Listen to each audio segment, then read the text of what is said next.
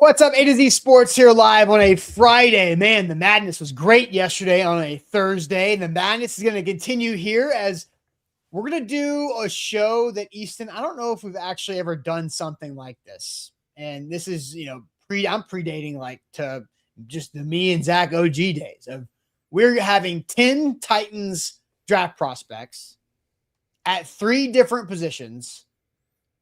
And then we are going to I am going to big board style these guys 1 through 10.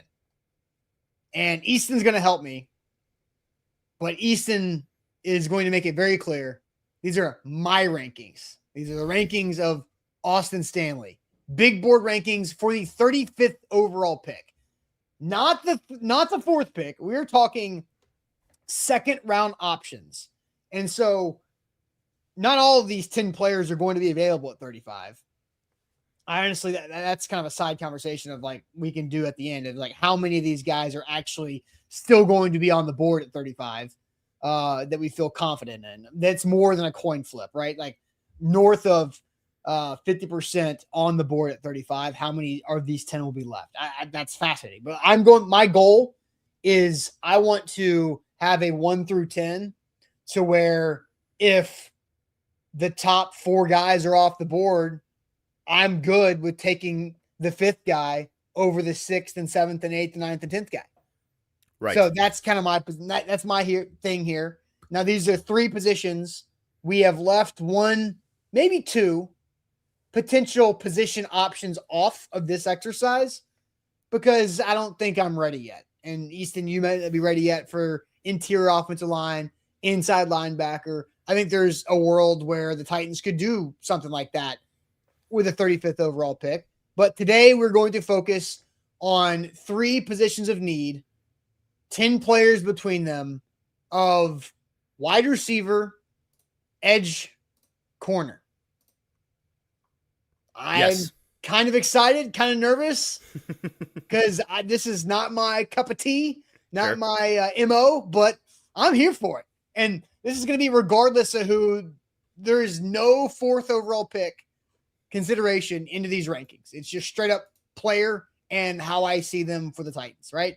So did I set the table okay for the cold open there? That does. I think it's important that we get your rankings out there. I will be injecting my opinion. I'm sure I'll be agreeing with you some, making fun of you some. It's going to be a good time. And yeah, we will eventually. We've got about a little over a month left before the draft is here. We'll talk about Chase Pizantis eventually. We will talk about, Emmanuel Pregnon eventually. These are guys that theoretically could be Titans targets on day 2 as interior offensive linemen. And there are perhaps even more of a possibility. There are some linebackers on day 2 that we're going to have to talk about if the Titans are still rolling with what they've got right now, 35 days from now as they head into the draft. So I think talking about the big 3 positions of need that we have been focused on all spring and winter long is a great place to start here because the odds are it will be one of these positions. Of course, like you said, whatever the first pick is will inform this pick, but that's not the point of today. The point of today is to get our rankings in a vacuum on the board. That's right. Your rankings. My rankings. This is in a vacuum. When we make a graphic about this later on, it'll be Austin Stanley's top rankings for the 35th pick. Well, it's just confusing, right? Because if we did like an R rankings thing today, we'd have like 3 or 4 different disagreements, and then it's like you put out a graphic, and then a month from now, everybody's like, Easton, you like this guy better. And I have to go, no, go watch the episode. Actually, I like this guy. Yeah. These are me. Austin's rankings. Yes. Mine will exist at some point. We're not worried about that. Because I think, I will be trying to peer pressure Austin into making his rankings reflect mine as close as possible today. No, and honestly, I am open to being persuaded. I am not set in stone. Honestly, there are several. Like I have within the 10, I've got guys that are very and I'm open to changing up some things. There are actually I don't even have I have 1. And then I've got 2 through 5 that are just whatever. And then I've got 6 through 10 that can be, I've got 6 through 8. And then I got a clear 9 and 10. Okay. Guys that you're just not interested in. Yes. All right. I can't wait to find out who they are. That are probably one of them is probably going to be a Titan. Oh, great. Awesome. Is my guess, right? Who knows? Right. Let's do it. Tell the people what they got to do first. Sure. Gotta like that show. Gotta like that yeah. show. It's easy on Facebook, on YouTube. Just hit that thumbs up button. It's free. It's simple. It's extremely helpful to us. We appreciate that. And then jump in the comments with Joe Blacko and Roger, Sean and Nick, Nate, Darius, Big Ten Jeff, Daniel Caribbean. Good morning to all of you. A lot of familiar faces in the chat. Join them. Be a part of the conversation. Be a new regular around here. We'd love to have you on Facebook and on YouTube in the chat to chime in on Austin's big board rankings today. We love a little chirping from the peanut gallery, so bring it on. And once you've liked that show, I'm giving you a moment. I can hear you clicking it through the screen. I can feel you clicking that like button. I'm sharing it right now. Well done. I'll continue to vamp to give you a second. And then once you're ready, we can go ahead and get it started. Yeah, let's do it officially. Okay. Welcome to A to Z Sports here live on a Friday, driven by Auto Pro Nashville, autopronashville.com. I'm Austin Stanley, joined by Easton Freeze. We are Nashville's on-demand sports talk network, going live weekday mornings at 8 Central Time on Facebook, YouTube, and Twitch. Links to the show segment by segment on our Twitter X timeline. Hit us up on Instagram, TikTok, and Threads for more great Titans content. I am sharing the Google preferred source link so you can follow A to Z Sports on Google. So when you are searching Titans mock draft, Titans draft needs, Titans whatever the heck, free agency, Titans roster, Titans draft, then you see it, A to Z Sports show up in your Google feed more. It works. That happens. I Googled Titans new logo because I was looking for a PNG of it. What did I see first? Easton's article about the Titans new logo before the Tennessee Titans article about their own new logo. So the Google thing works right there. So make sure you follow us on Google there. Got to thank our sponsors. They make it happen for us, and they help out all of you. Auto Pro Nashville, providing an assortment of multiple types of Highline luxury vehicles at very competitive prices. 2 locations, Brentwood and Murfreesboro, to serve you. AutoProNashville.com. The Bone and Joint Institute, the region's destination for comprehensive orthopedic and sports medicine care. Online, boneandjointtn.org. And Window Nation, take advantage of March's deal, 50% off all window styles. And there's so many different financing options. You can also get, always can get a free estimate at your home to upgrade your windows by going to windownation.com. So a lot of fun things here on the show. We will have good news at the end, and I do have good news. It is March Madness related. And so maybe we can do a little bit of like man, that was a fun day of basketball yesterday. I don't think anybody can disagree until the very end. The last slate got kind of boring, but you know what? That's fine. I got to kind of check out and not worry about it. Yeah, who had a productive day of work yesterday? Me. Show of hands. A lot of great stuff by, the March Madness app is one of my favorite apps out there. Good for you. Everybody else? No? Okay. I mean, yeah, I know. Definitely know Easton didn't. You got some stuff to do today. You got some catching up to do. Oh, is that right? Is that right? Yeah, I see where you're at. So, no, all right. To reset the project for today, we have 10 players at. Good thing there's no basketball on today, right? No basketball on whatsoever. But at least there's tomorrow. I'll get it on Sunday. Yeah. You're realizing the problem basically. here. You are toast, buddy. I will say, JT and I were talking about this yesterday. March Madness weekends, you get to that's another thing. You get to the Thursday of the first, like these first 2 weekends where you have Thursday, Friday, Saturday, Sunday, just hoops back to back to back. Thursday feels like a Saturday. Like it's one of those days of the year that's like, I know it's a weekday, but spiritually my body says this is a weekend day, and I'm like, no, it's not. You need to do stuff. It's like, no, you don't. Just watch. I thought yesterday was Friday, and it sure which felt is like fine. It. Yeah. So. All right, we'll talk more about that for good news. Anyways, so 10 players, 10 draft prospects that are targets for the Titans at 35 overall in the second round. Not all 10 are going to be on the board, right? It may be 50-50. We'll talk about that later on. Sure. These are 3 positions of need. Wide receiver, we have 4 of them. Edge, we have 3 of them. Corners, we have 3 of them. The goal is to rank these 10 players. I'm ranking these 10 players 1 through 10, regardless of position, and also regardless of who the 4th overall pick is. Right. Because I want to create different scenarios that we can revisit on shows for the next 35 days, which is, I think, is where we're at away from the draft, which is nuts. 35. So we're going to go through these, and we're going to first start position by position because we're going to go through, and I think it's easier for us to be able to, walk through and digest the positions first and then put all the players together and sort them afterwards. Shuffle the deck. Yeah. And so Joe says OG over corner at 35. That might be the case, but we're not going to talk about the guard options, which are, Pregnon and Bazantis from Oregon and Texas A&M respectively. So they will be a part of the conversation, I'm sure, later on in the process. Chelsea asked how is guard and center not immediately one of the top needs? They are. Well, they are. It's just they are in fact ranked number 1 and number 2 in my re-ranking of the needs this week. I think the situation is there are more obvious players available at the other 3 positions at 35 overall than inside linebacker, guard, center. Well, and on top of that, both of those positions are still up in the air in terms of free agency. I don't think anybody should be certain that not that they're done adding anybody by any means. They could add another edge, get another receiver. Yeah, but, they can re-sign Kevin Zeitler, and then that changes the need. Urgency. They may meaningfully address those positions the next couple of days. We'll see. For sure. All right, so let's start this off here. I've got athletic profile stats for these guys. I'm gonna try to go in order of where these guys are on consensus rankings, if that makes sense. So trying to not tip my hand or have any bias in how I'm showing these guys in order. But we'll start with the wide receivers. We have 4 wide receivers. We have Denzel Boston out of Washington, Casey Concepcion out of Texas A&M and NC State. Then we've got Omar Cooper Jr. out of Indiana and Chris Brazel out of Tennessee. These are all 4 receivers that have been discussed quite a bit over this.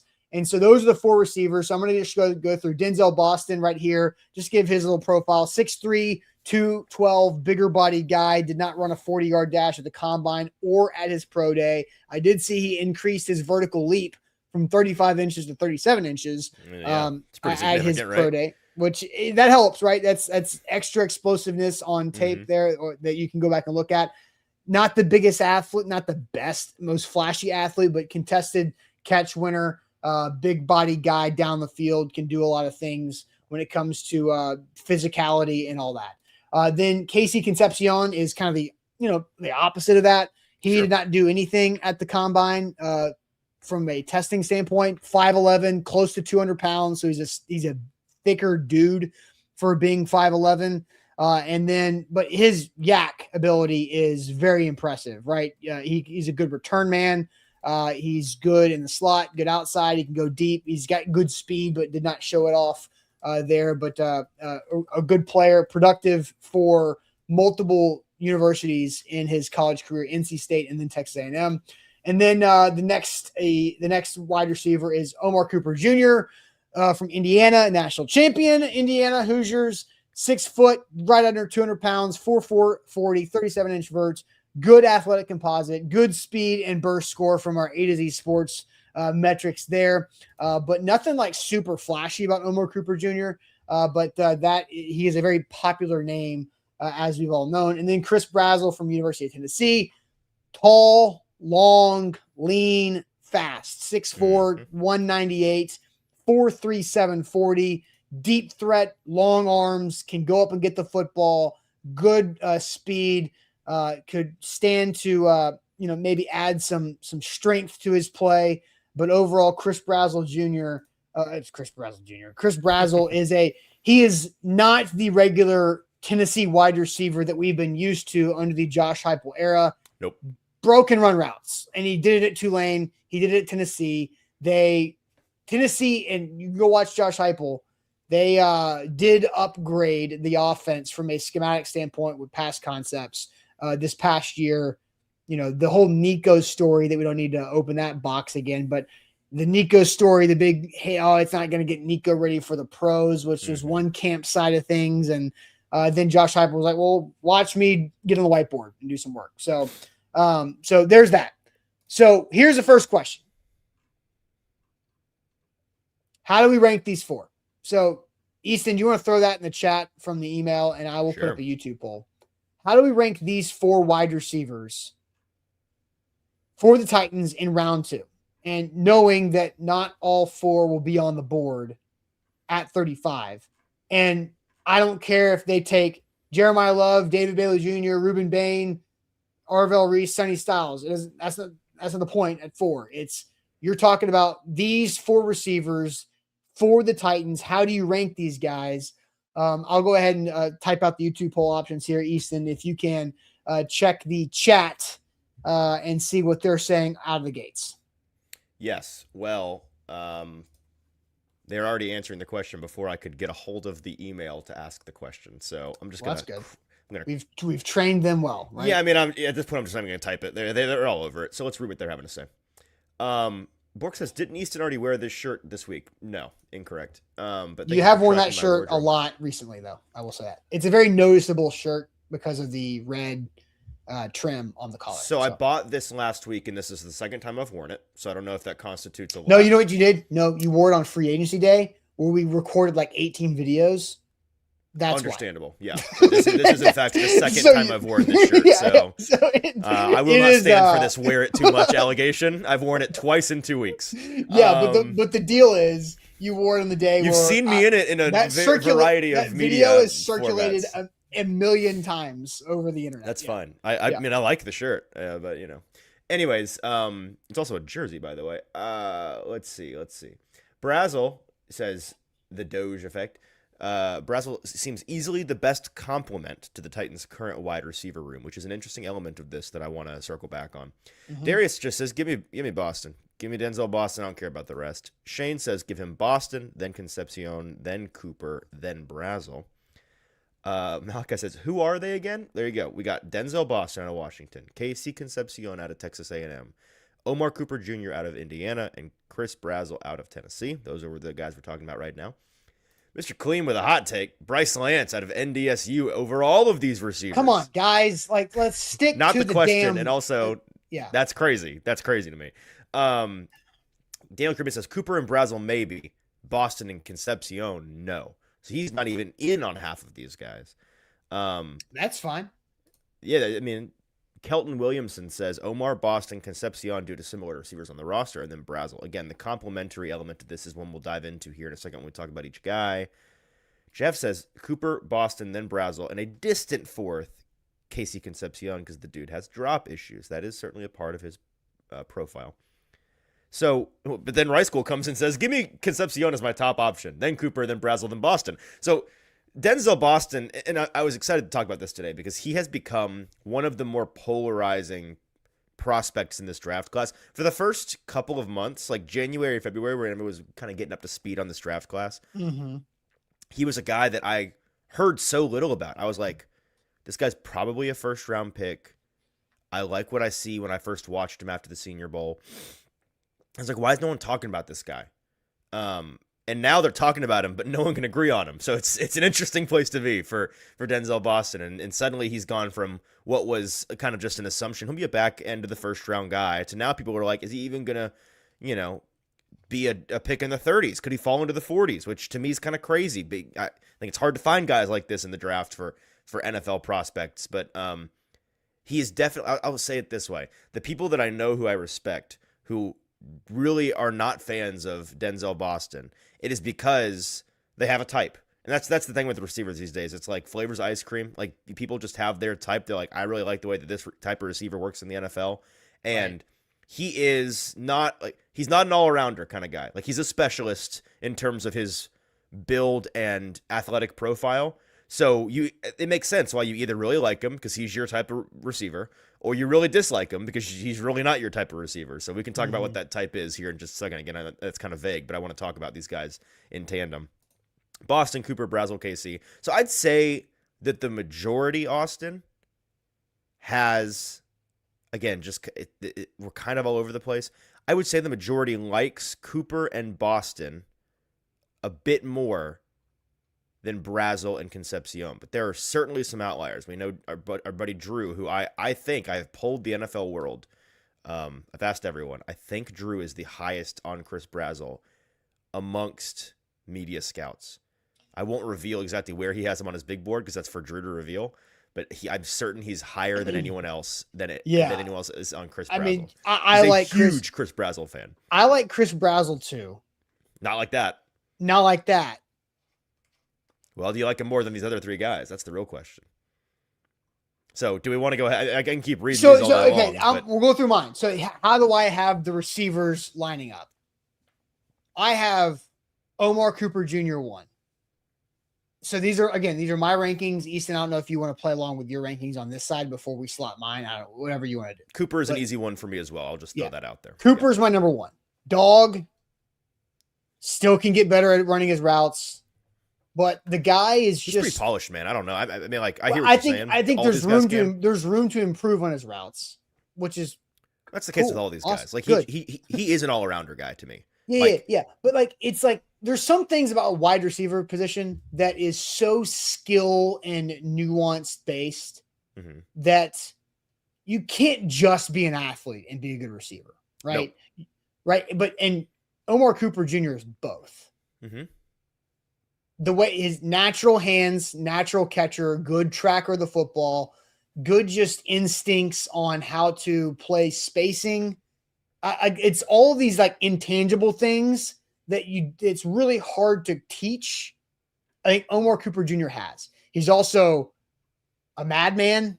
When he has the football in his hands, he forced like 25 missed tackles last year as a receiver in that offense, where he's also splitting like the Indiana offense. Like you've got Surratt, Cooper, and then next year you got Nashville's finest with Becker coming out from the 615. And so you've got, it's crazy that Omar Cooper Jr. is my number 1 receiver of this group. My number 2 receiver of this group is Casey Concepcion. I like his ability, yards after the catch. I like how he could fit in the Titans offense. I just like how he's been able to transfer and he was the dude at NC State, where that NC State offense was nothing. It was like he was out there as a mid-major. He was the dude guy. He's the guy from BYU had to score 35 of the team's 71 points yesterday in a losing effort. So Casey Concepcion, and I see Daniel Caribbean says Wandell eliminates KC. Yeah, we need to talk about that. We do, but I also know the Titans like KC. So that's what I'm kind of using. Oh, sorry. I thought you were thinking. No, I'm kind of using that knowledge of the Titans like Casey Concepcion in my rankings because I know that. But I also, that was at the Combine, which is before they signed Wandale. But I also, when Wandale says he's going to play outside, right, in his press conference to you guys over Zoom, which, sure, okay. And you're going to do both. But I think Casey Concepcion is still a really good player that can help Cam Ward because of his yards after the catch and be able to, I've talked about this a lot. I don't want Cam Ward just chucking the ball 40 yards in the air all the time and taking the tough plays, like take his layups and let guys do the hard work for him. And I think Omar Cooper Jr. and Casey Concepcion are both really good at yards after the catch. So that's why I have them 1 and 2 for my receivers. Who's your second receiver of the group? So it's not KC. I'm not entirely sure whether I've decided it's Boston or Brazel, who are. I'll finish out my receivers and I'll let you go. Players. Well, okay, that's fine. I want to circle back on all of these guys. So if you want to just lay it out, that's fine. I have Brazel 3rd, and I have Denzel Boston 4th. Okay. And Denzel Boston could be the first guy off the board of these 4. He could. But for the Titans, don't think if the Titans have their pick of the 4 at 35 overall, like Denzel Boston to me is a better version of Alec Iamanair. Sure. And I'm not interested in that. If I have options that are different than a better version of Alec Iamanair, then I don't want to, that's where you and I are different. I am interested in a talented, reliable, ball-winning, true X receiver in the NFL. I'm actually super interested in that. I think Alec is again. If I have, listen, y'all know I'm driving the Alec train. Like this is not about Alec. It's not about Alec. I'm trying to live in reality here. I'm not banking on Alec being a starting member of this receiving core until he proves to me that he's made a significant year 2 leap, which I think he's capable Sure, of making. but again, my point of why I have him Boston the fourth of these receivers for 35 is if the Titans are picking at a receiver at 35, I don't think it's going to be an upgrade over a young, promising guy that they like already. You know? Sure. I mean, I don't. So the thing about the way they've built their wide receiver room, and I guess this is a good place to start right now, is you can kind of make an argument for all of these different archetypes of players as being, well, he's redundant with this guy, he's redundant with this guy. Because the Titans have set their wide receiver room up right now with a floor that covers the spectrum pretty well. Like, they don't have a true massive guy. Like, they don't have like an A.J. Brown 225 guy in the room, but how many teams do? How many teams do that? Like, have, you know, teams have Traylon Burks out there. Are they good players? That's the question. But they have like the human joystick type of guy with Wandale's 5'8", and he's a firecracker of a player. You have a guy who is a little bit slighter, but is a true field stretcher with elite speed on the boundary in Ridley. You have a pair of guys that are bigger bodied, not huge, but above average frames, who one plays more on the outside, and Alec Iamaner is more of a traditional X, not super versatile in terms of alignment guy. And then you have Jim Dike, who is probably the better of the two right now, who you know can be a seam stretcher out of the slot, and he can be a matchup guy. You know that he can work as a move player at Y, and really even Y at Z and at X. So I think that they have spread things out relatively well to allow themselves, wisely in my opinion, to just take the best receiver.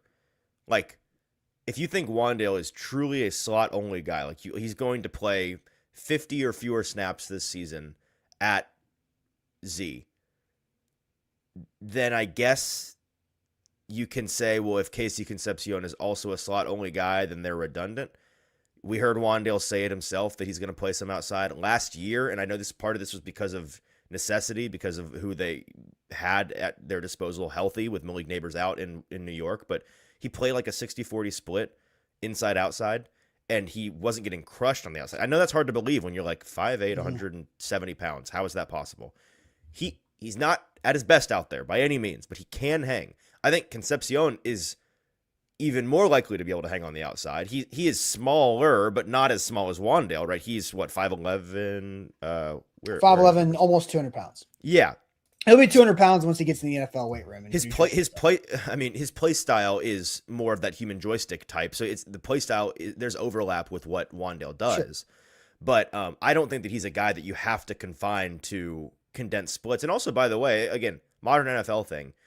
There's so many teams that are now running a significant portion of their alignments with condensed splits, and you've got two guys operating functionally out of the slot. Like, this is it's not prohibitive to be like, well, you can only have one guy that's really at his best in the slot.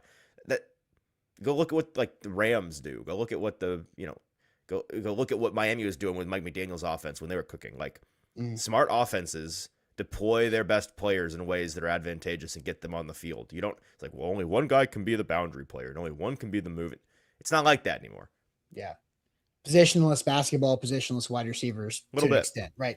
All right. So my receivers 1 through 4 are Omar Cooper Jr., Casey Concepcion, Brazel, Boston. Mm-hmm. I just don't like, I already said it, but I'm just going to say, Denzel Boston at 35. If he falls there, it's just like, I would rather have something different than Denzel Boston. So, all right. Now, do you have any more receiver talk before we move on to the next position? Because we're going to come back to all of it and go 1 through 10. Okay. So I've only talked about one of these 4 guys. I need to talk about the rest of the guys. I just know we're 30 minutes into this thing already. I asked you yesterday, do you want a deep dive on these player profiles? And you said yes. So do you want to talk about the players or not? Can I get a medium dive? Can I get like that's fine, but right now I've done no dive. I'm standing on the edge of the pool. I just want a 5-foot pool dive. You can still stand.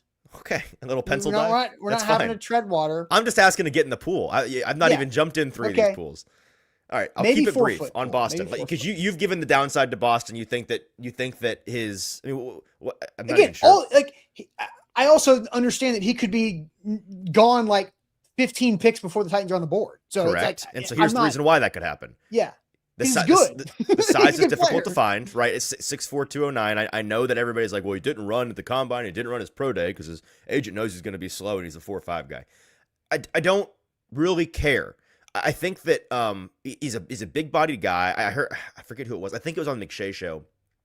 His co-host Mensch was talking about the other day, like, there's a little bit of an optical illusion thing with bigger-bodied receivers who are gliders that are like smooth operators where they look like they are less explosive, less athletic than they are when they are gliding across the field because they're big.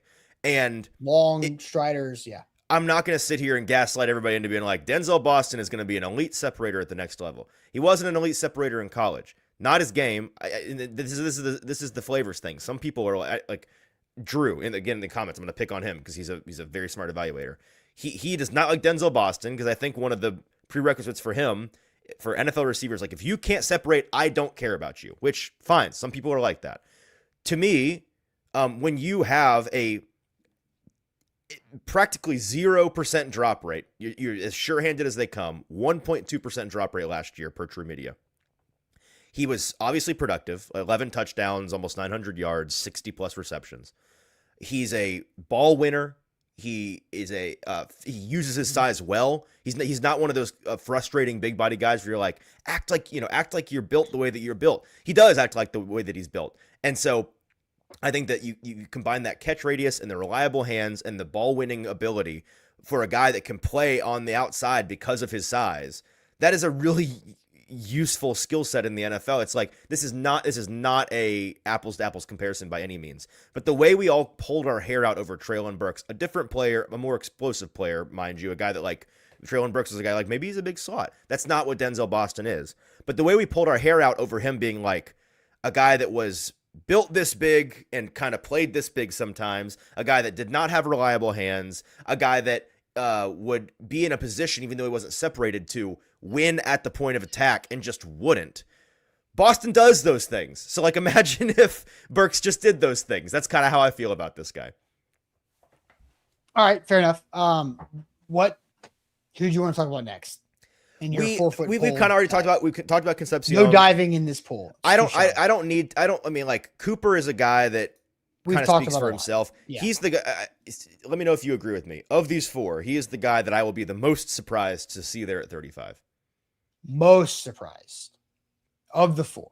He's the guy I am the most certain is gone comfortably in the first round. Even though he might not be the first of the four, but Correct. he definitely has it doesn't feel like he's going to, like, the other three, Brazel's going to be there, right? Like, yeah. I think Brazel's the one guy guaranteed to be there. I think he could very well go in the 30s, but I'd be floored if he was in day one. I'm like, yeah, Brazel at 30? So really? I think the other three are not guaranteed to be there.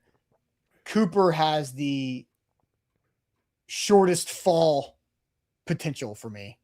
Agreed. And the KC and Boston could, because of the flavor thing, could fall to 35. All right. So, and that's what it is, flavors, right? Because Cooper is an all-around guy. He's rock steady. This is why he's going to go where he's going to go. He's a guy that if you need a dude that can go out there and win in any offense in really a variety of different deployment situations, Omar Cooper's your guy. He is a pros pro already. Again, not a 1-for-1 build or play style comparison, but like the way I felt about Emeka Egbuka last year, where I'm like, this guy's just going to work in the NFL. Mm-hmm. He's just such a sure thing. That's how I feel about Omar Cooper. All right. Speaking of flavors, the next position, the edge rushers, 3 edge rushers in this exercise. We're going to rank these 3, and they also are different flavor type of guys. So we'll get to the 3 edge rushers here in a second. But first, Auto Pro Nashville. We are driven every morning by Auto Pro Nashville at 2 locations, run by Hans and his team in Brentwood and in Murfreesboro. AutoProNashville.com is the website for you to go check out all their inventory that they have to offer.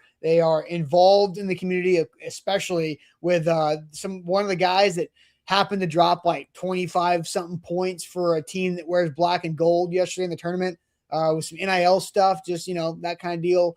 There's also involvement in other NIL, high school, collegiate, future, former, past, current Titans get their rides from Auto Pro Nashville, and just off lease is a big term for Auto Pro Nationals inventory because they're gently used, which means you get a really, really good price on a car that looks and feels brand new. So just off lease is a great way to kind of focus on how you can view Auto Pro Nashville's inventory. If you want to check it out for yourself, autopronashville.com. They also have a ton of services they can do for your current vehicle. If you want to customize some things, upgrade some features on your ride, you can do that at autopronashville.com.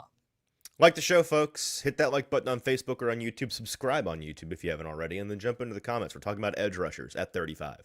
All right, so I'm going to go a little Goldilocks style on these guys. Instead of the traditional, like where they fall on the big board traditionally, I'm going to go Goldilocks of like flavors. Because I think if you're looking at R. Mason Thomas out of Oklahoma, he is, of these three, the most pure pass rush guy. Off the edge, right? 6'2", 241, not long arms, compact, but he's also fast, explosive, powerful, productive, game changer at Oklahoma with their defense. Last year, unfortunately, had the hamstring pull when he was running back. A really unfortunate fumble from Tennessee's offense for a touchdown last season. But R. Mason Thomas is your best pure edge rusher of these three. Now, the opposite of R. Mason Thomas of these three is Zion Young out of Missouri. 6'6", 262, big body, long arms, but really good against the run, still developing as a pass rusher, but has a really, really high ceiling for as an edge rusher just overall. And then you've got TJ Parker out of Clemson, who's just kind of right there in the middle.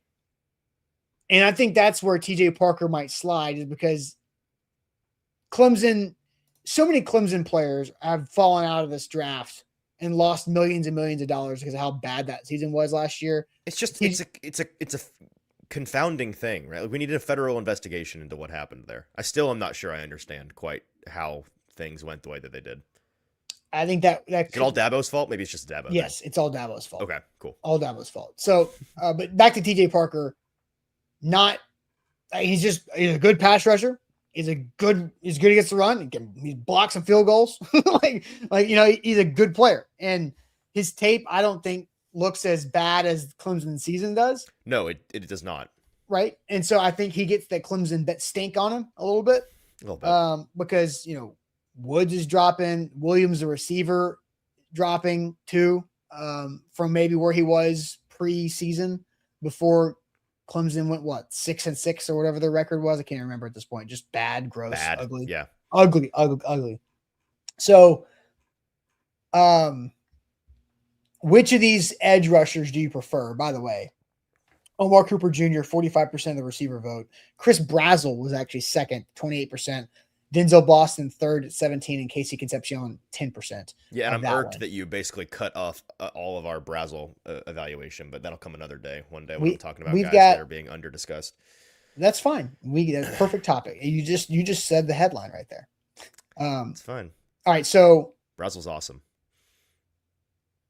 Christopher says Cassius Howell any good? Yeah, he's good, but he's good. Like shorter arms than Bain. Yes, but he's a guy that we didn't really consider in this because he's good enough to probably not even be close to available at 35. Yeah. All right. So and Roger says, don't give up on Femi. No one's giving up on Femi. Nobody's gonna give up. Okay. Come on, guys. It's all right. Let's focus. So how do you rank these three guys? I'll just ask this question. Which is your favorite for the chat? Which is your favorite of these three edge rushers when it comes to R. Mason Thomas, the purest of the straight up pass rushers of these three? TJ Parker, who's the middle option out of Clemson, who does both run and pass rush well. And then Zion Young, who's the best run defender out of the three. 6'6", 262, just a huge person, but has a lot of development to do in the pass rush situation. Who is your favorite of these three from the chat? I'll let you check this out there, Easton. I see the comments rolling in here. Yep, we are once again kind of all over the place. Let's see. Kelton says, number 1, TJ Parker, good measurables, solid all around. Number 2, Zion Young, high floor, first and second down edge with pass rush upside. And then 3, R. Mason Thomas as a DPR. Honorable mention, Malachi Lawrence, a guy that I'd imagine a number of people are about to bring up as being like, why didn't you include him? Bustin' Diamond says Zion Young. I thought about that because I like Malachi Lawrence a lot too. But for today's exercise, I didn't want to go too many players. Sure. Bustin' Diamond says Zion Young is a clear number 1 of the 3 of these players. Zion Young says frustrated mime. Richie says TJ Parker. C. Sadler says R. Mason Thomas is his favorite. Rice School says Lawrence is the best player not mentioned. Not the question, but thank you, Rice School. Jeff says R. Mason Thomas. BLR says Zion Young. More versatility and is a big guy. Zion Young. Parker, I guess. Clayton doesn't sound too enthused by any of this. Neither does Tall Texan, who says none. All are overrated. Iron City says they're already in order. Thomas, then Young, then Parker. Bork says Parker. R. Mason Thomas, Parker, then Young. TJ Parker. R. Mason Thomas by far. So, yeah, there's actually, Austin, not a consensus at all. Great. I'm not finding any common thread here, which is good. That's fun. So what's your answer? I'll start. All right. My number 1 of these 3, Zion Young. Okay. I think. Why? Because this guy can be just as good as R. Mason Thomas in the pass rush. He's not there yet. Interesting. I don't feel that way. He's got to get there. He's already better than TJ Parker in the run game. Zion Young's best football is still ahead of him. And I want Robert Saleh to get him there. Okay. I think Zion Young is a monster just waiting to continue to grow, get stronger, get more nuanced, get his skill set better, more reps. He had 9 sacks last year in the SEC, and Missouri plays some wacky non-conference games. So I need to go cross-reference the game. Did he logs. have 9? Yeah. What I'm looking at says 6.5, which is hilarious. Okay. Well, I mean, somebody's wrong. Somebody's wrong, but that's still good production. Well, I read it on the internet, so it must be right, Austin. I read it on the internet too. So somebody. Nuh-uh. I like Zion Young for me. I think is the better. He has the higher ceiling overall as a football player than TJ Parker. I think TJ Parker is probably the closest to his ceiling of the 3. I think Robert just texted us. I didn't know Austin liked Young this much. Me neither. I mean, this is news to me. I've been doing mock drafts like a crazy person over the last couple of weeks. I keep bothering us with them. You're like, guys, I have fixed the Titans again. I have traded back 4 times in the first round. I'm kidding. No, I like Zion Young I think is the really great Robert Saleh fit. And on the 4 down, hand in the dirt, edge player who's really good in the run game instantly, who has a lot of upside from his physicality and what he can do pass rushing. And I think that I said this the other day, forget what the conversation was, but I think the Titans have upgraded their defensive front enough to be okay to not like, you're not like jonesing for this, like, oh, we need this dynamic edge rusher now. We need this dynamic DPR now. You don't need it now. It would be cool to have now. I kind of want it now. Like, no, if you kind of want it now. Needing it now is the Chiefs, who are picking at 9 and then 41 or whatever, who are never going to be picking at 9 and 41 until Patrick Mahomes is long gone. That's needing it now. The Titans are building. You see what I'm saying? You see the difference of what I'm saying by needing it now? Yeah, but when you're building and not competing right away, what do you actually need now? You know what I mean? A really good football player who's going to be good against the run, that has the traits under the coaching staff that continue to let them flourish. Not a guy like TJ Parker who's closer to a ceiling. Like the Cincinnati Bengals, TJ Parker, if TJ Parker slides the second round, the Bengals and their 40th pick or whatever their pick is, that can make sense because they need something, because their offense is ready to go right now. Feels like such a Bengals pick, and then we never hear about TJ Parker ever again. Maybe, but you see what I'm saying? Like TJ Parker's a higher floor guy. Ruben Bain is a higher floor guy. Ruben Bain going to the Saints Is at TJ 8. Parker a higher floor guy? I don't see him that way. Really? I see him as a guy that some team's going to convince themselves on the upside. Because again, we all know this is a guy that in the way too early mocks a year ago were like, TJ Parker, first overall pick next year. That's what we were talking about this guy as, because he has really enticing traits and ability. He just never quite put it together in a consistent manner that, I mean, he may very well be a first round pick, but he has fallen from what we were hoping he may have been. And I think that the team that ultimately takes him is going to remember what they once felt about him more than they think about him now. Yeah, I think the harder thing. Is Parker your third, by the way? What's your actual ranking of these three? My ranking of these second? Three guys. Where'd it go? Hold on, sorry, I lost my list there. We got Zion Young first. R. Mason Thomas second. TJ Parker third. Okay, so I'm not. I mean, I would flip Young and R. Mason. Okay. But we agree on Parker being the third. He is the classic like. Team is going to convince themselves. It's like he's the I can fix him guy. And I'm not saying he won't be a good NFL player, but man, I don't see a guy in TJ Parker who puts it all together anytime soon in a way that is truly impactful for a team. He is kind of an all-arounder guy. Like I think he has the ability to be a good run defender and a good pass rusher.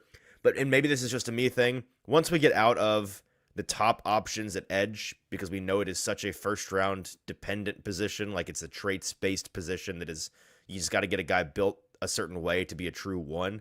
You're not finding true ones on day 2 for the most part. I want a guy that does something awesome. Like give me a specialist. Which is either Zion Young or Mason Thomas, right? Right. And I mean, it's the simple calculation of I'd rather a guy that can impact the passer than a guy that can defend the run. I can find guys that can defend the run. And I'm not taking away the fact that Zion Young has the ability and the build to be a really fantastic run defender. Give me a guy in R. Mason Thomas who I think can be a nuisance for a team. Which I like a guy that's a real not a guy you're like putting at the top of the whiteboard. Like we have to game plan for this guy this week, but he's a guy that can like really be annoying all game, and that's a guy that I like. Yeah. All right. So we basically flip R. Mason Thomas and Zion Young for kind of similar reasons, but just different thoughts.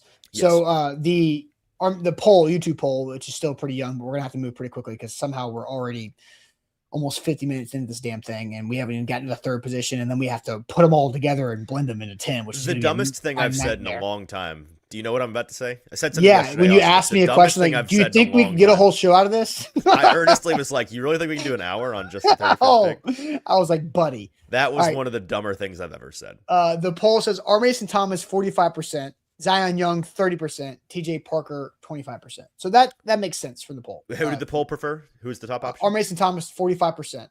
Bang! Zion Young ball. Zion Young 30%. TJ Parker 25%. I'm going to end it there. Nice even numbers. Let's do corners. All right, cornerback time. We've got 3 cornerbacks. So here we go. 3 cornerbacks on the board.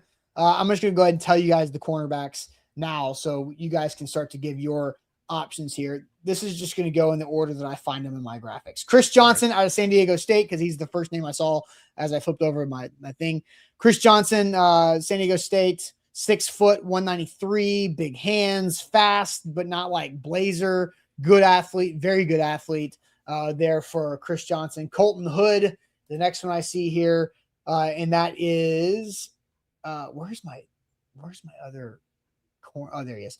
Colton Hood, 5'11", 193, fast, but not a Blazer, even a little bit more explosive than Chris Johnson with the jumping ability, but maybe a little bit smaller there. And then the third corner is Brandon Cisse, who is smaller than Colton Hood, did not run a 40, but can jump out of the place for sure. That 131 inches on a broad jump. It's pretty nuts. You are like teleporting. It's nuts. I mean, what was Colton Hood? Did he do that? He was a 125 number. 125, totally normal. Like over 10 foot. So Colton Hood can jump over a basketball goal if it's laying on the ground. Brandon Cisse can jump over a basketball goal if he's laying on the ground. That's a great way of putting it. If it's laying on the ground. You know what I can't do? That. I could probably do it in 2. If you give me 2 leaps, I could probably do it. I could say something right now that would be very self-involved. But you think you could do it? No. Now? Hell no. Do you think you could have ever done it? I know what my numbers were. I remember my senior year of high school jump numbers. All right, go on. 34-inch vert,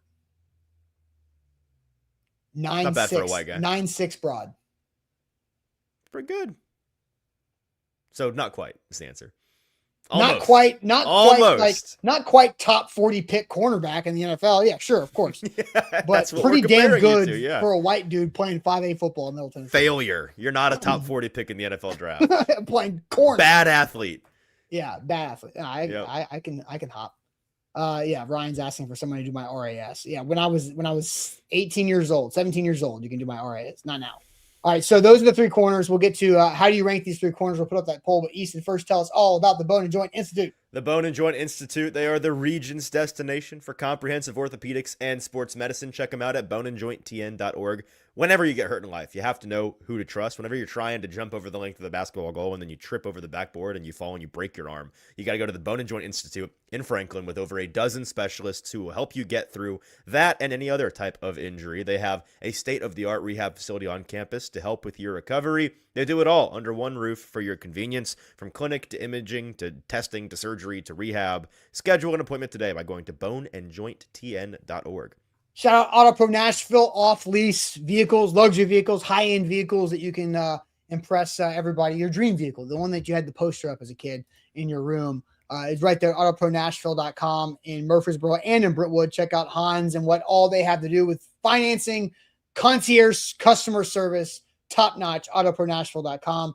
All right, so ranking these three corners, I put up the poll, but I feel like that. Do you see any answers in the chat real quick before I jump in? I do. I'm scrolling. The chat understands the bit by now, so they just went right ahead and started answering the question. Shane says, "Give me Hood. Hood is his choice of these three." I saw other answers. Where are they? Here we go. Bust Diamond, same sentiment. Hood's not making it to the second round. He thinks he's gonna be off the board. How about this for a little tease? Tall Texan says, "To hell with this list. Malik Muhammad is better." Well, guess who I'm talking to later today? Hopefully. He's agreed to it. We're gonna hold. Guess who you're scheduled to talk with today? We're gonna hold him to it. Malik Muhammad is an interviewee that I'm gonna be talking to later today, so that'll be fun. And we'll have that up at A2Zsports.com at some point soon. And I'll ask him because he tweeted yesterday the same sentiment. He said, "I am the best cornerback in this class." So I'm gonna ask him why. Malik, can you jump over a basketball goal if it's laying on the ground? That's at the top of my list. It's gonna be my first question. Let's see. Shocker that Tall Texan picks the Texas corner. That is funny how that works. Drew says Hood, then Johnson, then Cisse. People are answering about Keontae Scott, not who we're asking about. Darius says Hood, then Johnson, then Cisse. Chris Johnson is this person's favorite. I won't pretend that I know how to say that. So there's more of a consensus, but also fewer answers because we didn't do a good job answering. Dalen says 1A, 1B, 1C. I'd be fine with any of the three. And honestly, like these are three good options. I feel like one is a good deal worse than the other two. If I'm Agreed. being honest. And so my rankings are Hood 1, Chris Johnson 2, Cisse 3. We can go home. Easy peasy. We can go home. Yeah, I think so. What I know about Cisse, a pretty easy third. Yeah, for me. But still good player. Like I think Cisse is distant third for me because of just the overall. You start with the size. You start with the size and him not being what the Titans necessarily want. Mm-hmm. Now you say that, but he's not. No, like he's 5'11", 189, 190, and Colton Hood's 5'11", like 10 pounds more. So it's not like Colton Hood's that much bigger of a person than Cisse. Colton Hood 193 at 5'11", Cisse. So there's 4 pounds difference. Not even that much. But I think Colton Hood's longer than Cisse, even though Cisse's got the explosive ability. But here's why I like Colton Hood. Number one, very smart player. You're right. As is Chris Johnson. Smarts and also heart. The dog that you need to be a good defensive back in the NFL. Colton Hood. One of the bigger intangibles of importance in all of football is, are you a genuinely delusional person? If the answer is no, I don't want you playing cornerback. Which puts Malik Muhammad on the board. Yes. Yes, it does. So, That's big stock up to me. If I listen to you speak and I'm like, this guy's not living on planet Earth right now, stock up. Colton Hood was a transfer from Colorado to Tennessee. He was supposed to be the guy opposite of Jermod McCoy. And then Jermod McCoy never came back. The Vols had to shuffle around a lot of their cornerback. And Colton Hood was supposed to be like the third guy. It was also supposed to be like, if Boo Carter, who had some issues, who went from Tennessee to Colorado, who's, going to pop up in mock drafts next year, I'm sure. And we're going to have like red flags all over the place for Boo Carter. Come on. We're burning the guy a year out. It's crazy. Yeah, he burned himself, man. But Colton Hood was supposed to be like the Boo Carter fire extinguisher at nickel with Jermod McCoy healthy. Like if Boo Carter can't do this and can't put this together and like behave himself, then Colton Hood was going to be the nickel, Jermod McCoy outside, Ty Redmond, the freshman, who's we'll talk about in a couple of years, on the other side. But now Colton Hood became like the lockdown corner and made Tennessee really not feel the loss of Jermod McCoy, arguably the best cornerback in this class, that much. Kind of crazy. And instincts, can play the ball really well, couple touchdowns, and physical, like you said, kind of delusional, crazy dog, but smart at the same time, can play and be versatile too. So that's why I have Colton Hood number one in this. Yeah, I mean, I basically said it. He was one of the few guys that I heard at the podium in Indianapolis that I was like, guys got it. Guys got it between the ears. I already know from having talked to people that know him better than I do. Like he has the intelligence to absolutely be a smart defensive back in the NFL, but perhaps more importantly to me, he is a guy that has that dog that's necessary, and he is slightly undersized, but I don't think that his what size Bergonzi wants. Yes, and he's a slightly below average cornerback build, but that is not anywhere close to prohibitive to me. I think that he's going to be a good NFL player. Yeah, I agree with whoever said it a second ago. I think he's going to be gone in the first round. Yeah. Malachi asked, does Hood fit what Bergonzi wants? You talk about 6'2" corners. I mean, every corner in the room can't be 6'2". Like that's just not how that, there's not enough of good ones. They can actually play the position well at that height, weight type that they're looking for. I mean, how much money did Mike Bergonzi just give to Cordell Flott? Height a different.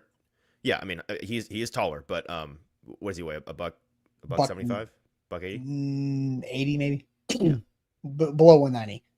So I think Colton Hood's a really good tackler, physical, which is what they have to have. Like they've said that is a non-negotiable for their cornerbacks, is being good tacklers, and that's Colton Hood too. So all right, so Colton Hood, Chris Johnson, Brandon Cisse, we're aligned on that. Now it is time to take these 10 players and blend them all together.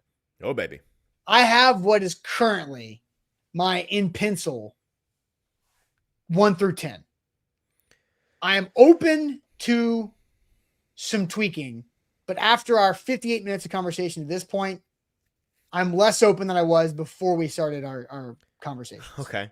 You said at the top that you had an easy 1 and you knew who number 9 and number 10 are. Easy 1. I feel like I know who they are, and I feel like I also agree. Okay. All right. So we'll do that. But first, Easton, if you could tell us about Window Nation. Window Nation. They're your boys, Austin, because they hooked you up with a fantastic new set of windows for your home, increased the value of your property, increased your happiness because now your house looks better from the inside and the outside. All you have to do is call them at 866-90Nation or go to windownation.com to schedule your fast and free estimate with the pros at Window Nation. They will come to your house on your time for a brief and informative discussion about what your options are, what your pricing situation would be, and they will show you science fair style how much better your windows will be for your energy efficiency, as well as, of course, how much better they will look. You could get up to 0% interest financing for 2 years. Right now, in the month of March, they are running a 50% off all window styles deals. So there's no reason not to call 866-90Nation or go to windownation.com. Shout out to our title sponsor. We are driven by Auto Pro Nashville. Seriously, guys, go check it out. Auto Pro Nashville, 2 locations, Brentwood and Murfreesboro.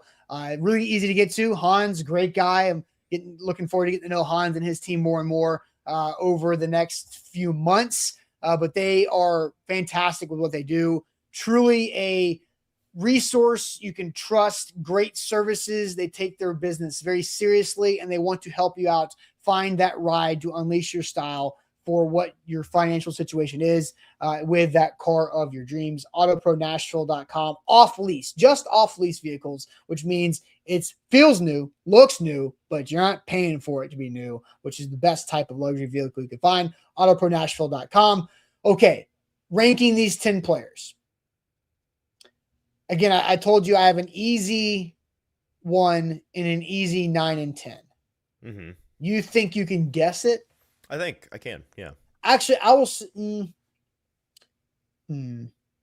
Okay, never mind. I was thinking about looping them in number 8 of being easy, but I'm going to wait because I'm going to be open to switching some things around. All right. On that one. So, do you want to try to guess the 9 and 10? And not the number 1.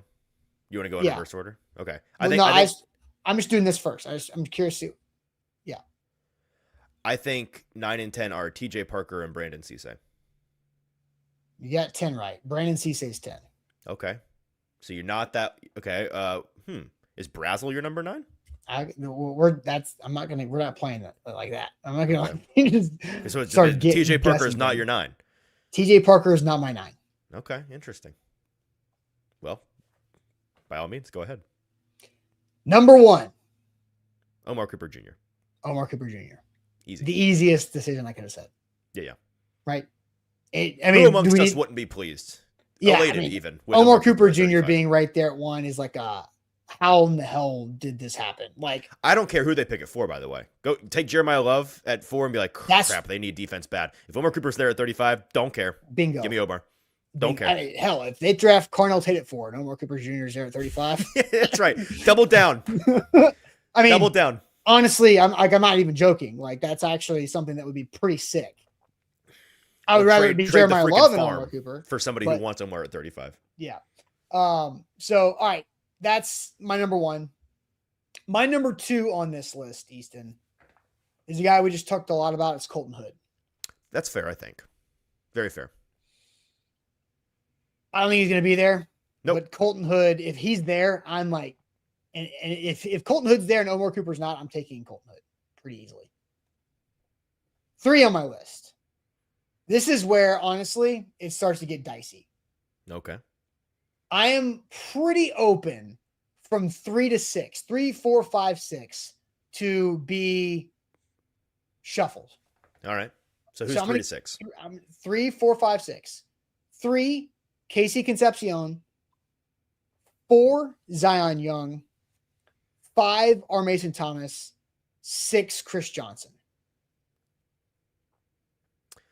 I personally wouldn't have Chris Johnson as high on this list. He would not be in my 3 to 6 consideration. I think he's a good player. I would probably swap him out for one of Boston or Brazel. Okay. And Concepcion, I think, belongs in the list. Zion Young, again, this is where we just start to differ. Like, I like R. Mason Thomas more than Young. I would flip-flop those guys. So those are at 4 and 5 for me. So would you flip it like opposite? Would you have I'm still not certain because I didn't sit and think about this before the show to rank these guys. But I on the fly would probably agree with you on the first 2. My third would be R. Mason Thomas. No, no. This isn't your ranking, so you don't. I'm thinking it's going to be one of the receivers. I'm just trying to decide if I want to.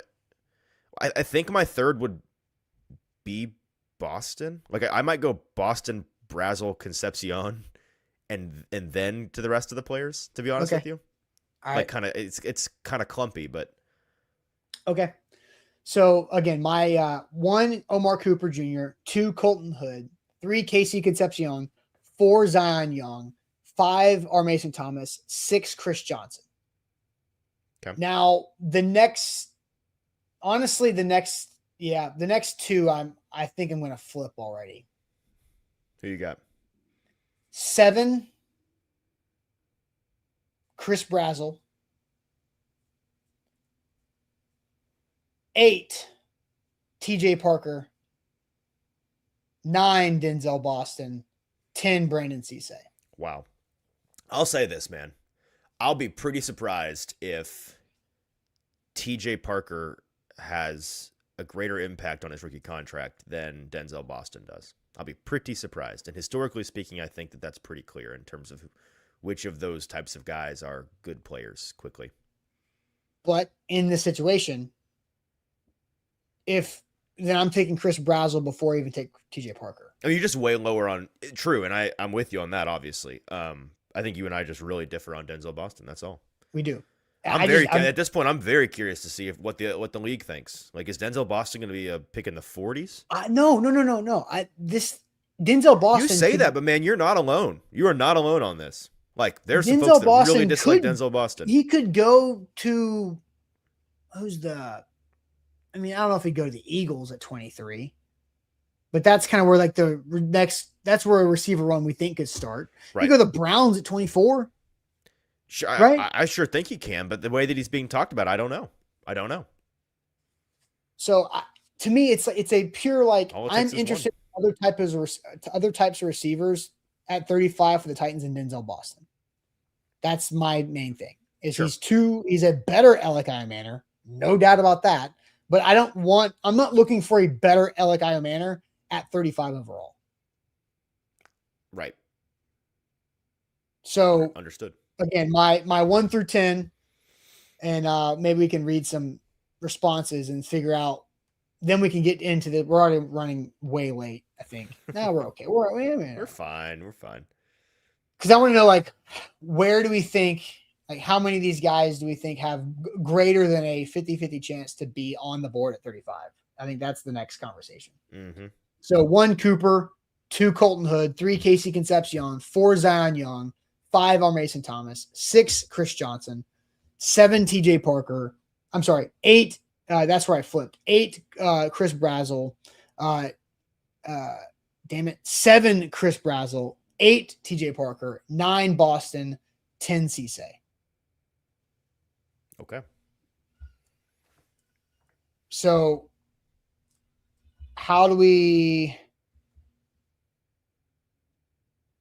what percentage chance Omar Cooper Jr. is there at 35? 2%. 2%? Sure. Okay. It's a generous 2. Yeah, I'm just going to say very little. Colton Hood. 15. I was going to say like 20. Yeah. It's the right ballpark, I think. Casey Concepcion.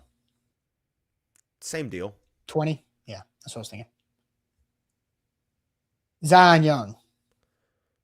More. 65? I was going to say coin flip. Yeah. Better than coin flip if I had to lean one way. So he's over 50%. Probably.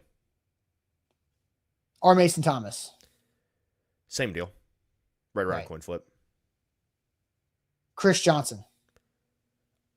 Better than a coin flip. Well, he's another guy that like certain people. I know our buddy Ryan Roberts loves Chris Johnson, and it's just like what team is going to convince themselves they don't care about the small school thing? They don't care about the way that he performed at the Senior Bowl or whatever. Like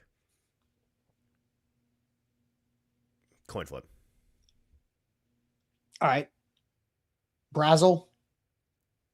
Like on the board. Like confident. Yeah, like 95%. Yeah, confident on the board. Mm-hmm. Parker.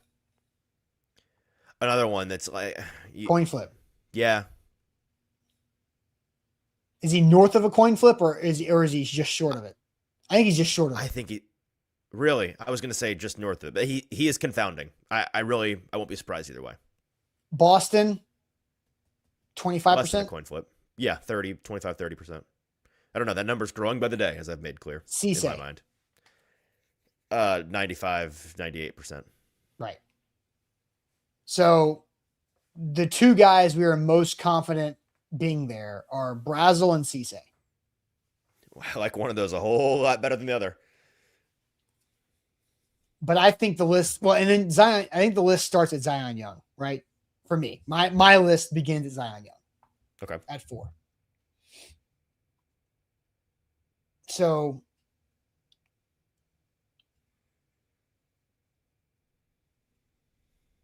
I'm just curious what would the current consensus be if Zion Young was a 35th overall pick? Malaise, indifference. If they take Jeremiah Love, does it matter? It may not. It may not. Yeah. But I think that would be a pretty uninspiring pick at 35.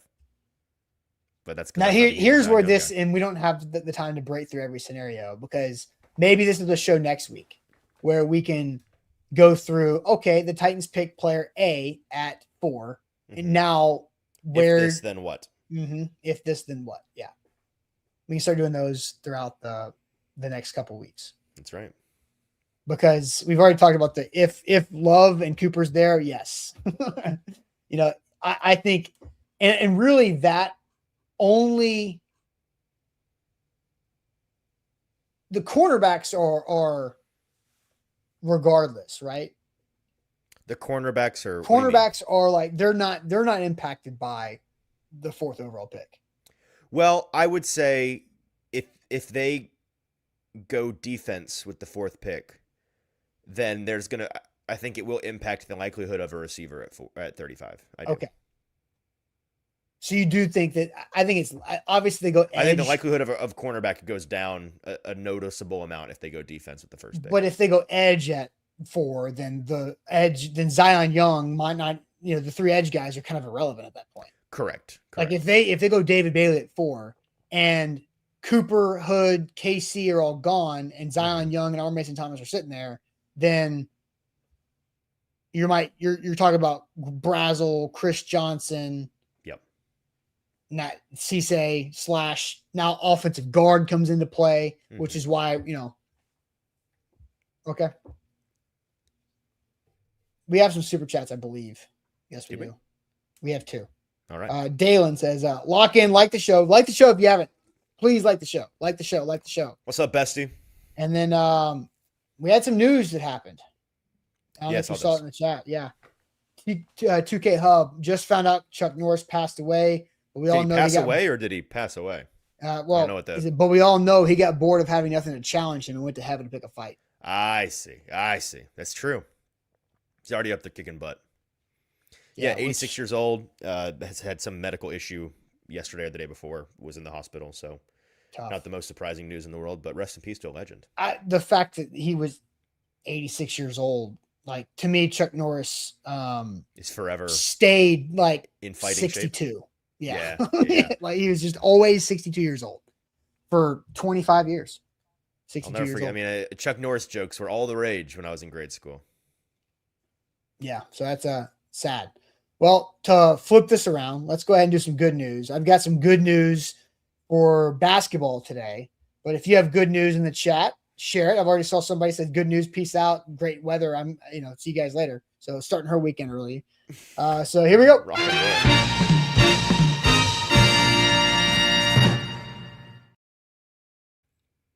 Driven by AutoProNashville.com. If you have your good news in the chat, we'd love to hear it. So I'll start off while people are still filing in their good news.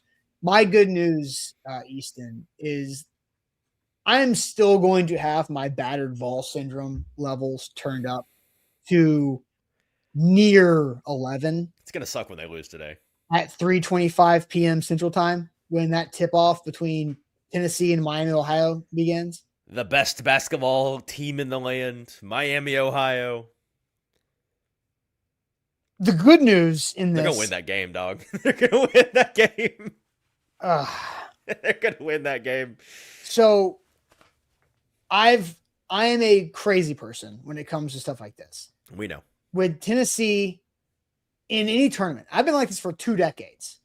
When Tennessee's any seed line, I am hoping another team on their same seed line loses before Tennessee plays, because I don't want Tennessee to be the 4th, 6th seed playing and the other 3 6s wall 1, right? I see.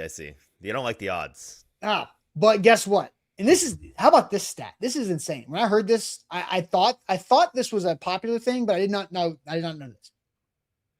Now, including this tournament, every year since 2005, at least one 11 seed has gone on to the round of 32. Crazy, right? And if you look at the last 5 years, 40% 11 seed win, 60% 6 seed win. So it's like closer to 50-50. And the good thing is, yesterday, 2 11 seeds won. Oh, then they're safe. Not only that, because how about this? More. I have more. This is crazy. All right. This is the 15th year of the first 4 games in Dayton. And after yesterday, when 11 seed Texas beat BYU, now 13 out of 15 years, a first 4 winner has advanced to the round of 32. So not only Texas checks both boxes, but Texas and then VCU individually checks those 2 boxes that I wanted to be checked. Right. So I feel very good about the historical data of Tennessee beating 11 seed Miami, Ohio. That does not mean I will not be sweating today. through my t-shirts, plural t-shirts, throughout that game. Okay. All right. So that's my good news. Oh, and I also I did pick High Point over Wisconsin. Nice. My good news is that last night I saw the premiere of Project Hail Mary, Ryan Gosling's new space movie, and it rules. It lives up to the hype. You've probably seen it's like got awesome reviews. That's because it's an awesome movie.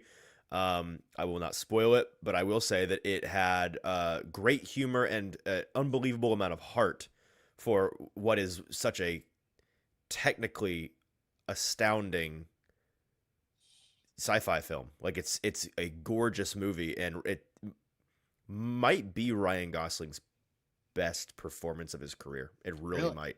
It is one of those movies where it's like the lead is, I mean, he's got like a 95% screen time. Like it's the Ryan Gosling show for 2.5 hours, and he crushes it. So go see it. It's well worth your time. So what was it called again? Project Hail Mary. If y'all remember when The you Martian first a couple years ago, that was a New York Times bestseller, The Martian, and that was the Matt Damon movie. It is the next best-selling book by that same author. So if you like The Martian, you'll like this. Well, I was thinking Project Hail Mary by Ryan Gosling, featuring Ryan Gosling. Sounds like Allen from Remember the Titans trying to defend the deep ball. Can't do it. Project Hail Mary. You got to take Allen out. Well, and he did. Did you see his interview with the Kelsey brothers this week? No. Ryan Gosling. He's doing like the whole media tour for the movie, and they were asking him like, including New Heights. Yeah, including New Heights. And on New Heights, they were asking like how much he still hears about that role. No, they're taking Allen out. Yeah, he's like I still all the time I hear about how I'm a liability at the corner. He's like, there's nothing I can accomplish in my career. I can win Academy Awards. I can win a presidential medal of, like, it doesn't matter. He's like, people still are going to be like, yeah, but he's a liability at corner, which is very funny. I think it's great. That just tells you that's the, hey. It's a great bit. Yeah, no ball. Some good news in the chat. Just think about this. You could not participate in that up until last summer when I forced you to watch that movie. But now I can. Now I'm all about it. There you go. You're welcome. Jeff says, good news, heading down to Parrish, Florida this weekend. Both my aunts and uncles recently moved there and celebrating one aunt's retirement from the FBI. They make her tell you all her secrets now that her job is over. My uncle worked in the FBI, and he has a bunch of secrets that he still won't tell me. It's very annoying. Let's see. Good news. Titans Kyle, despite playing terribly, the Zags still won. Yeah, Any Duke fans in the chat? Any Duke fans? How was yesterday for the Dukies? Almost Dookie. Almost. Good news. I got a new gaming laptop. That's electric, Joshua. Good news. Only one dumb comment from Frazier this morning. That's crazy. Frazier. He is pocket watching you in the chat. First half unders, man. Burning Devil says, good news. My Razorbacks are advancing to the second round, looking unstoppable. They did look very good. Yeah, yesterday. Dude. Arkansas fans have to feel pretty good. Fun style ball. One of Calipari's best teams, dare I say. Rice School says, good news, my wife and I are finally able to go to Japan this year for our 5th year anniversary. That's sick. It was supposed to be our honeymoon destination, but the country was locked down in 2021. Well, better late than never. It sounds like a lot of fun. You're probably, I mean, I don't want to guess your life. You probably can afford to do cooler things now than you could have at your honeymoon. So it may even be a blessing in disguise to be waiting to go. That's kind of, I don't know if you feel that way. Like the vacations that my wife and I took early in our marriage, and now I'm like, man, think of the things we could do now that we're like not totally nickel and diming everything. You know what I mean? Like I could afford. I don't know. Sometimes it's more fun that way. You're right. Because you're focused on more of like your memories are very different when it's that's a good point. In like a positive spin. It's a great counterpoint. Joshua says, taking the family to Disney World for the week. Rest in peace, the bank account and Chuck Norris. Yeah, man. Trust me. Like we have a young one. My wife desperately wants to take her to Disney. She loves Disney stuff. I'm a huge Disney guy. I would love to as well, but Woo! It's expensive. So one day. Hmm. Good news. Columbus Blue Jackets currently hold the 3rd spot in the Metro, and currently they hold a playoff spot. Big Blue Jackets fan of the chat. Nick says good news. Got back from a weekend family vacay in NYC. Had a blast. Lifelong New York Knicks fan. Went to his first game in Madison Square Garden and got to see a W. That's always a good time. Yeah. A ton of good news this morning. I think the fan base is finally getting confidence in the front office. So Titans good news. There you go. Good news from Jason. Just got back to San Diego from Florida after closing on an investment property. God is good, man. San Diego, gorgeous country out there. I'm sure the weather is phenomenal because it is always phenomenal. Anything else? Orlando says, is it better than Interstellar? No, I went into it worried that it was just going to be like Interstellar. Because, like, if you've seen the trailer, you know the general plot is average Joe gets sent to space to try to save humanity, which is, again, very broadly the plot of Interstellar and a number of space movies. Mm-hmm. And it is so different. Is it better? No, but Interstellar is my favorite film of all time. It's very, very, very good. It's very different, so you'll appreciate that. Did I read the book? No, but I hear the book's very good, so if you want to read that, go for it. And Drew's making fun of me. I'm not gonna put it up on the screen. So you're just yelling into the void, dude. I'll do it. No. Not trusting a Denzel Boston water carrier on movies. Okay. I think those things do not matter. I think you're right. They don't relate to each other. Well, apparently to Drew they do. Okay. Sorry if we didn't get to your good news. There's so much of it today. Yeah, there's a heavy good news day. Yes, thank you guys for all the good news. Thanks for the likes, all the super chats. Hit that like button on the way out. I hope you guys have a great weekend of hoops, and we'll be back on a Monday for another week in Titans decisions, conversations, debates, back and forth, trying to figure out the entire draft like we did today. And we'll catch you guys then. Have a great, safe weekend. Talk to you later. Appreciate it.